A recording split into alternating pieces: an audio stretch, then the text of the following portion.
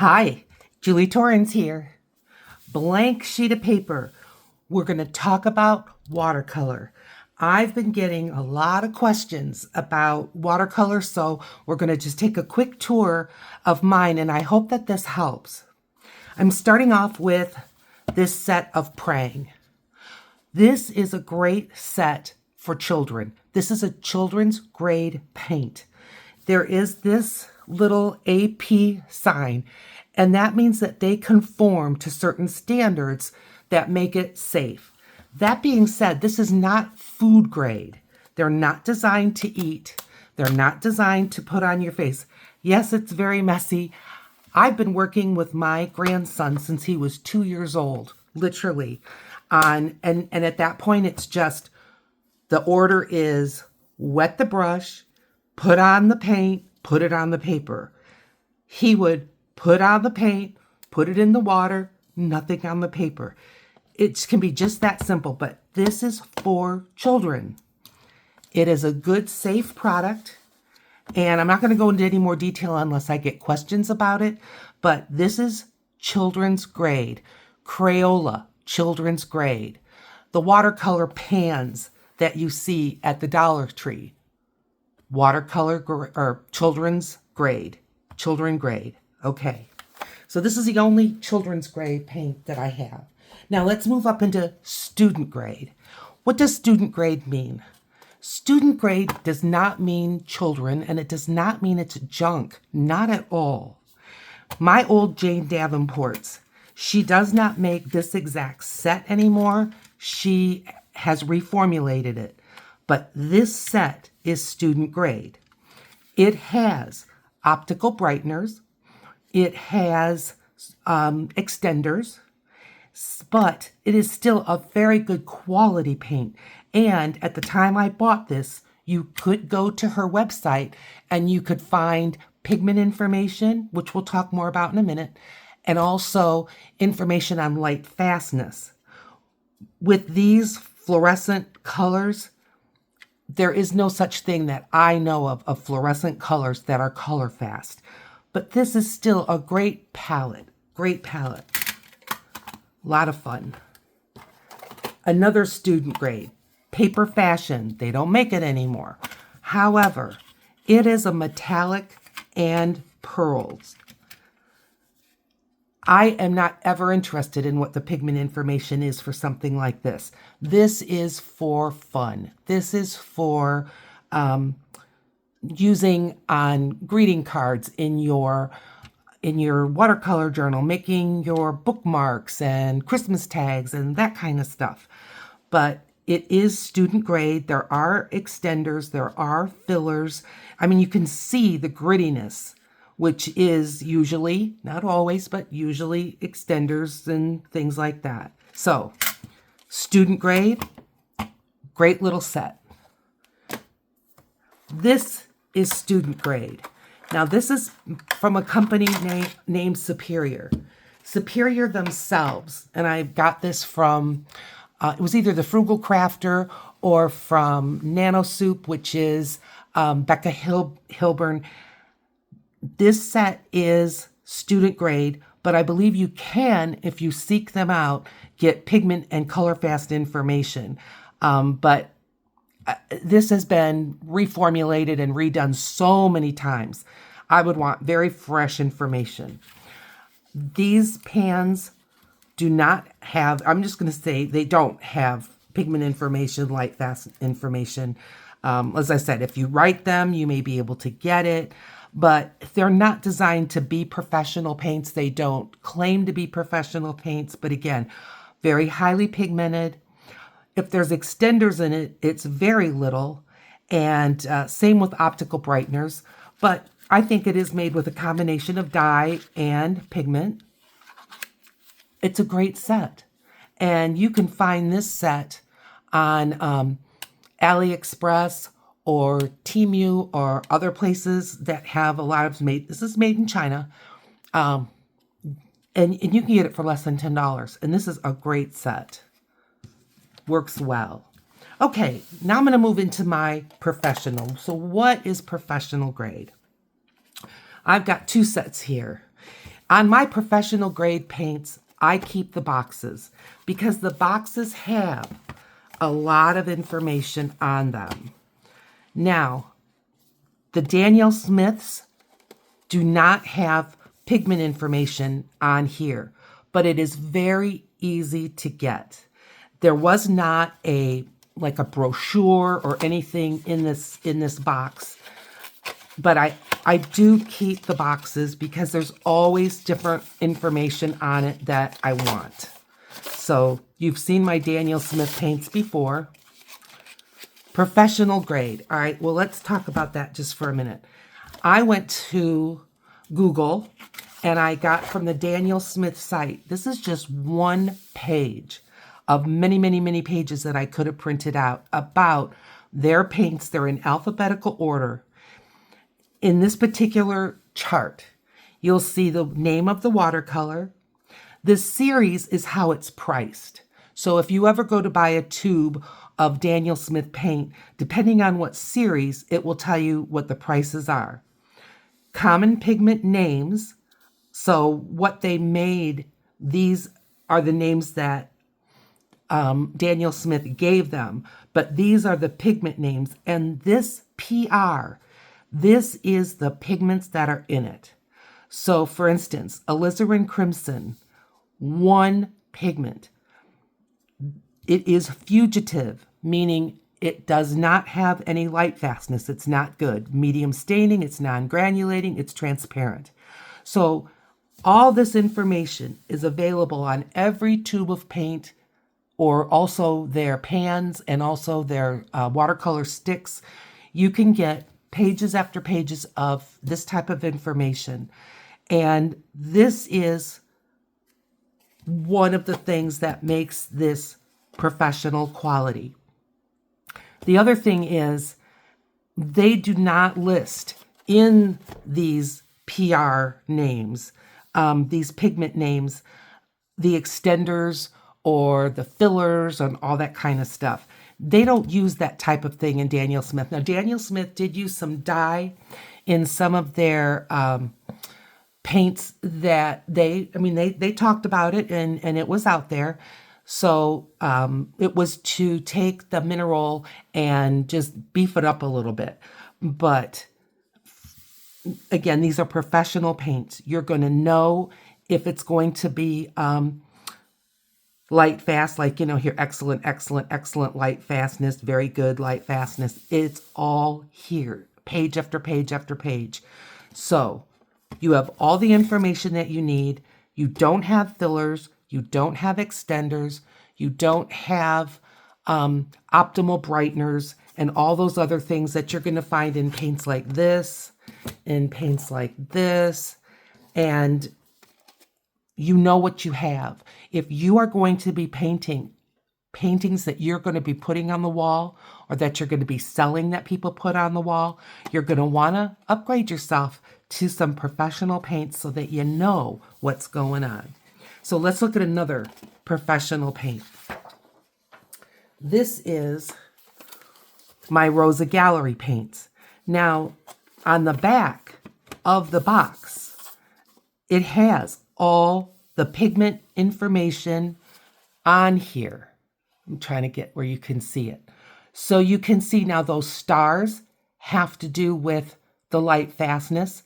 The squares, those little squares, have to do with transparency. And then you've got that PG8, PB36. Those are the pigments. So you can see this is single pigment, single pigment. This is double pigment, single pigment, single pigment. You want one or two pigments because then when you go to mix it, it is reliable. You will get something that you expect. Now this color here, olive green, it has a PG17, a PY1, a PBK7. So this is already has 3 pigments in it. This color would not necessarily be the best for mixing with other paints, with other colors.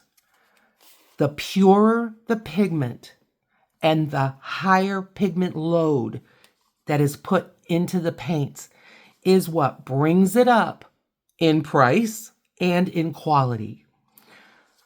Now, here I have all of my tubes that, other than I'll show you some more, but these are tubes of paint that I have purchased to refill my little pans. I've got these little pans, and as they go down, then I can refill them. And I personally like to keep one brand in one palette. I don't mix them up. A lot of artists do mix them up. There's nothing wrong with it. Frankly, I don't feel smart enough to know what gets along with what. So I choose not to.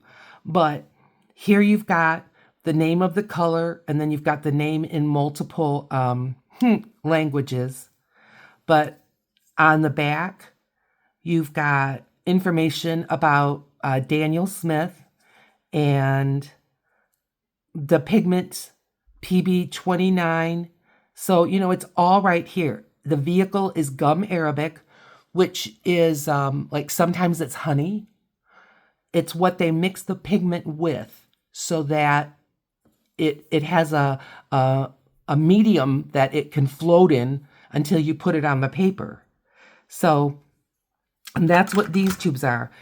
Now, this is Utrecht.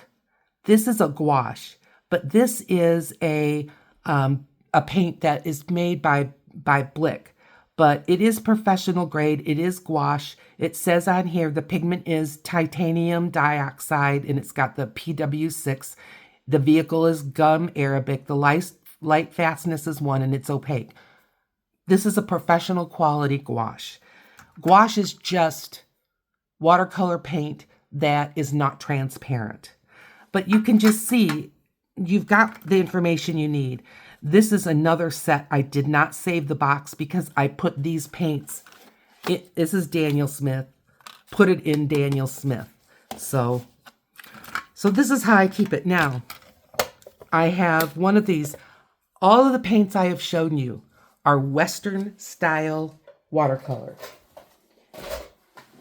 I had this set out not too long ago. This is Marie's. Now, Marie makes a professional line that has their pigment information, their light fastness. This is student grade, so I don't have their light fast information or their pigment information. You don't always need that. You just don't always need that. But here's the tubes for that I kept.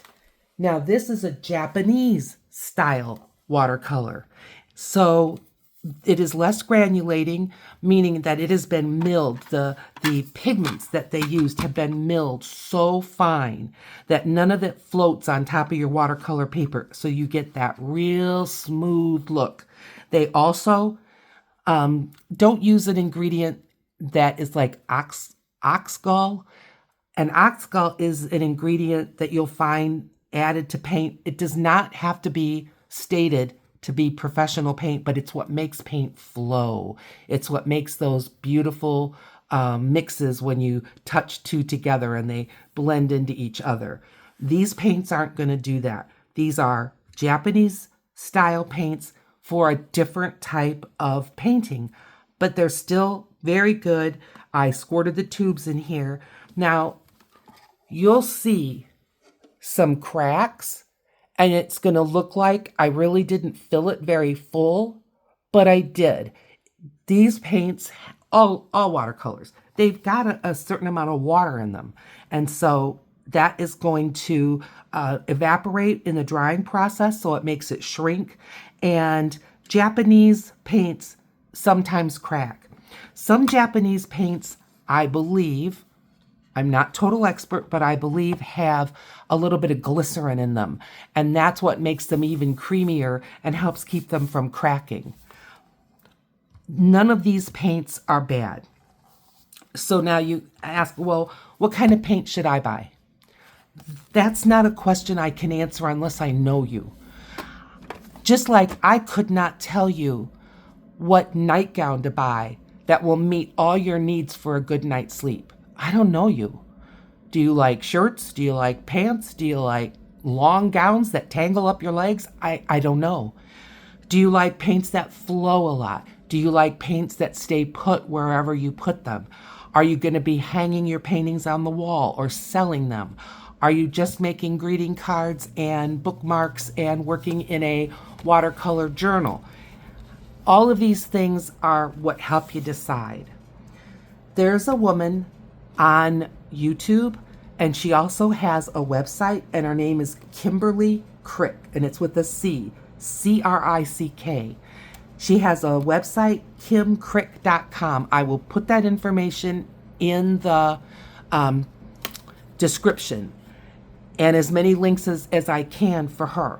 She is very expert. She does her own Lightfast testing. She does mixing charts, and she could really tell you, given most any watercolor paints other than children's grade, and she might even do that, I've never seen it, what paints do what. I'm also going to put a couple of more links. One of them is going to be to the Frugal Crafter, and I link her quite a bit. The other one is for Becca Hilbert, and her site is called Nano Soup. They do a lot of reliable reviews. So if you're looking at a paint, let's say you're looking at this Rosa Gallery. You want to know if it's worth buying. You just put in Rosa Gallery reviews, and then you can see someone, and they go over color by color. They let you know about pigment information. They let you know things like if they're using hues, which is dye-based, or if they're actually using cobalt, which can be poison, cadmium, which can be poison. So, also vegan things, they can just tell you all that. If it's vegan, it doesn't have ox gall in it. So she's got those three women have all that information. Yes, try to get the most recent review. However, your professional paints, what I call your legacy paints, which I would consider Daniel Smith in there, M. Graham in there, Cotman, no. Winsor Newton Cotman, no. That paint has changed a lot, but that's a student grade. But the Winsor Newton Professional, legacy. Legacy is that these Daniel Smith paints that I bought years ago, if I decide that I want to get another moon glow, I can go get a tube and it will identically match what I already bought 5 years ago. That's your legacy brands. So I know this was a very brief overview. If you have questions, feel free to put them in the comments. I'm more than happy to try and answer your questions. I am not expert, but I might be able to, if I can't answer the question myself, point you to where you can find the answer, but I'll look. Another thing that I think you should keep in mind, professional paints, when you buy them in a palette, tend to have a higher quality palette. And so, your money is going into that too. Look into just buying a palette on its own. They can be very expensive if it's a good palette. So, these are other things that are included in the price. All right, please, if you found this helpful, give it a thumbs up. If you know other people that are looking for paints, share it with your friends. I will see you in another video soon.